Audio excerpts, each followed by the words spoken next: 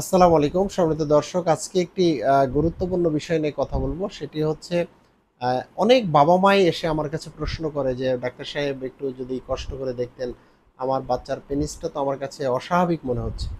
আমি জিজ্ঞেস করি যে, "কি ধরনের অস্বাভাবিক মনে হচ্ছে?" উনি কিন্তু তখন বলে যে, "আমার বাচ্চার পেনিসটি মনে হচ্ছে বাঁকা। এটি ডান দিকে অথবা বাম দিকে অনেক বেশি বাঁকা মনে হচ্ছে। ও তো আল্টিমেটলি পরবর্তী জীবনে তার জন্য সমস্যা হবে।" সেক্ষেত্রে আমি যখন দেখি তখন কিন্তু অধিকাংশ পেনিসই স্বাভাবিক পাই একদম। হয়তো ডান দিকে একটু বা কাত হয়ে আছে অথবা বাম দিকে একটু কাত হয়ে আছে। এই যে সমস্যাগুলো নিয়ে আসে তখন কিন্তু আমি তাদেরকে বুঝিয়ে দিই যে না, পেনাইল টরশন অর্থাৎ পেনিসটা বাঁকা হওয়ার একটা টার্ম রয়েছে, কিন্তু সেটি হচ্ছে আপনার বাচ্চার নেই। এইরকম যদি থাকে সেক্ষেত্রে আমরা বলি যে এটাকে ভাগ করি কয়েকভাবে, মাইল্ড, মডারেট এবং সিভিয়ার।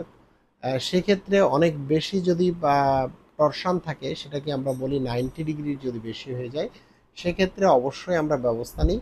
অনেক ক্ষেত্রে দেখা গেছে যে এটি 180 ডিগ্রি বাঁকা হয়ে গেছে। অর্থাৎ পুরো পেনিসটি উল্টে গেছে একদম। সেক্ষেত্রেও তার চিকিৎসা দরকার হয়। আরেকটি জিনিস নিয়ে সবাই প্রশ্ন করে যে, "ডাক্তার সাহেব আমার বাচ্চার পেনিসটি সামনের দিকে একটু বাঁকা হয়ে আছে, সেক্ষেত্রে আমার করণীয় কী?"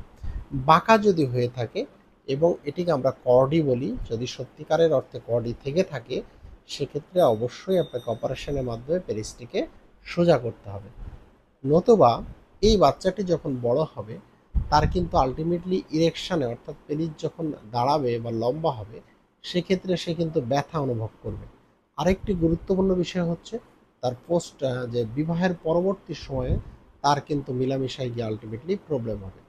তাই আজই দেখে নিন যে আপনার বাচ্চার পেনিসের অবস্থানটি সঠিক অবস্থানে আছে কিনা, সেখানে কোনো কর্ডি আছে কিনা, সেখানে কোনো পিনাইল টরশন আছে কিনা। অবশ্যই আপনাকে দেখে নিতে হবে। সবাইকে ধন্যবাদ। আসসালামু আলাইকুম।